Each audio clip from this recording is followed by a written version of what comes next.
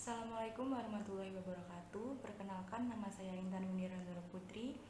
Saya dari Prodi Akuntansi kelas 1A. NIM saya 2003 10 10 30. Dalam kesempatan ini saya akan menjelaskan sedikit mengenai masalah ekonomi negara maju dan negara berkembang.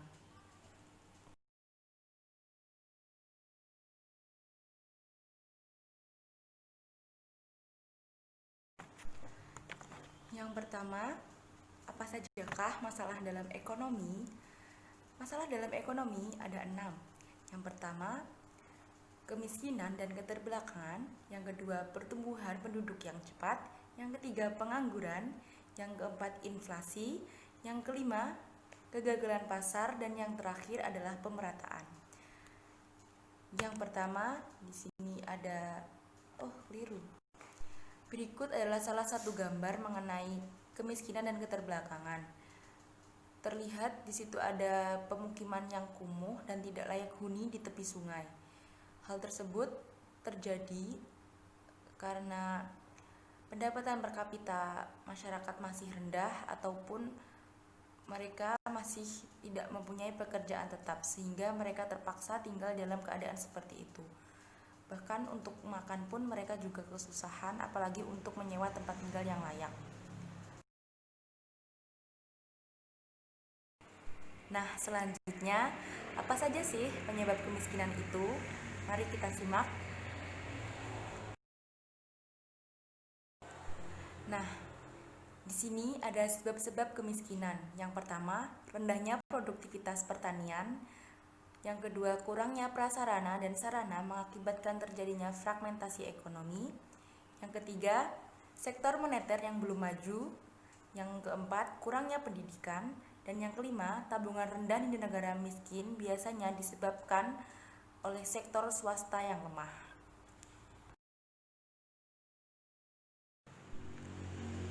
Berikutnya adalah pertumbuhan penduduk yang sangat cepat.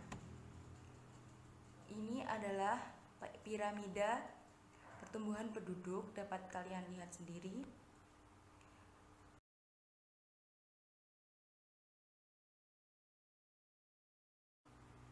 Pertumbuhan ekonomi akan melaju jika pertumbuhan pendapatan melebihi pertumbuhan penduduk. Ironisnya, pada saat bersamaan negara berkembang juga mengalami laju pertumbuhan ekonomi bersamaan dengan laju pertumbuhan penduduk. Hal ini menyebabkan pendapatan per kapitanya menurun.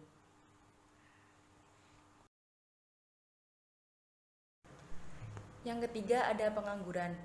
Di sini adalah salah satu gambar mengenai pengangguran, yaitu adanya orang-orang yang sedang mengantri untuk melamar pekerjaan. Tingkat pengangguran yang tinggi mencerminkan bahwa sumber daya tidak atau belum digunakan sepenuhnya. Negara berkembang biasanya mempunyai tingkat pengangguran yang tinggi. Bahkan seiring pendidikan dan latihan belum banyak dilakukan. Belakangan ini, negara maju pun mengalami tingkat pengangguran yang tinggi. Bagaimanapun, tingkat kemajuan ekonomi suatu negara apabila jumlah barang yang dihasilkan melebihi jumlah yang diminta akan menyebabkan adanya pengangguran.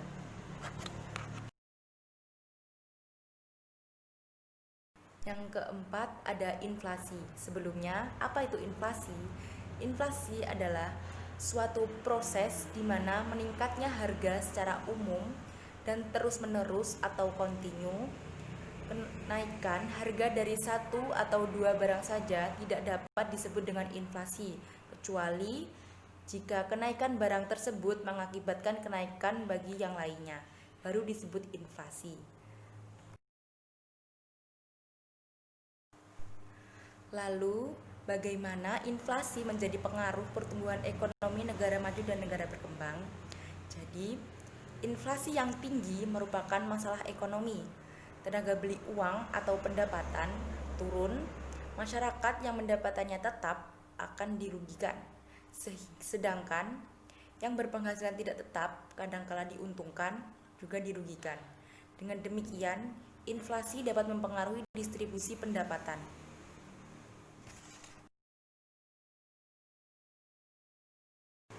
Yang kelima ada kegagalan pasar.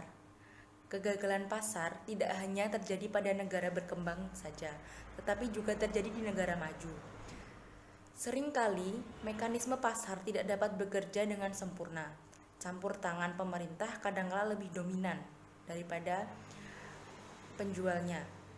Maka dari itu, pemerintah harus mengendalikan monopoli pasar yang menyebabkan kegagalan pasar agar pasar berjalan stabil.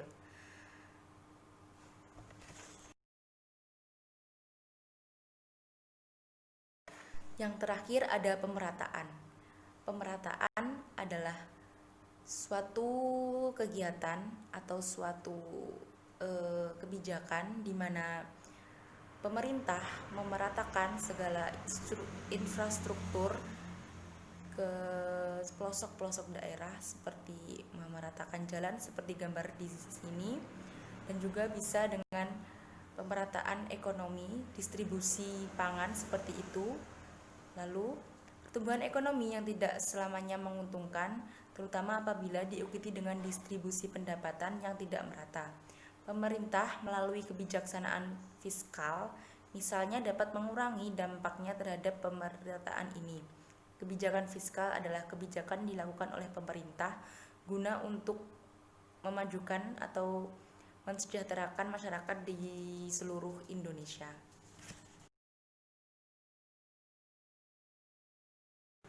Nah, untuk lebih jelasnya, mari simak video berikut ini.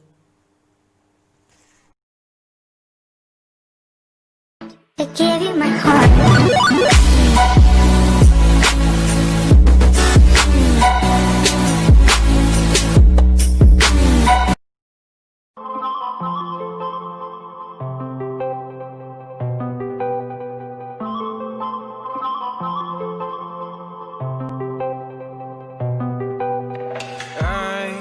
Control away the pieces that you gave, betrayed in a way.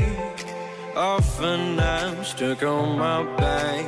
How could you do this? We've been through this for a while.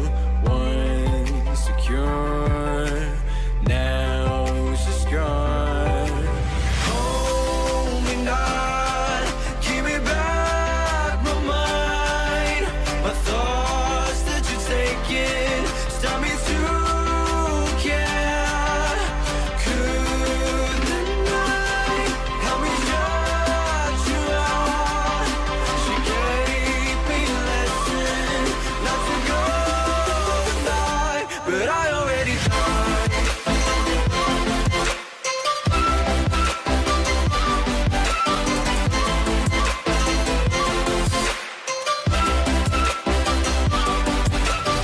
I will try to latch myself out of your space, far away, until the distance passes. Like it's a new journey. My heart has had enough of pain. Once a fool, now I'm away. Hold me not, give me back my mind. My thoughts that you're taking stop me to care.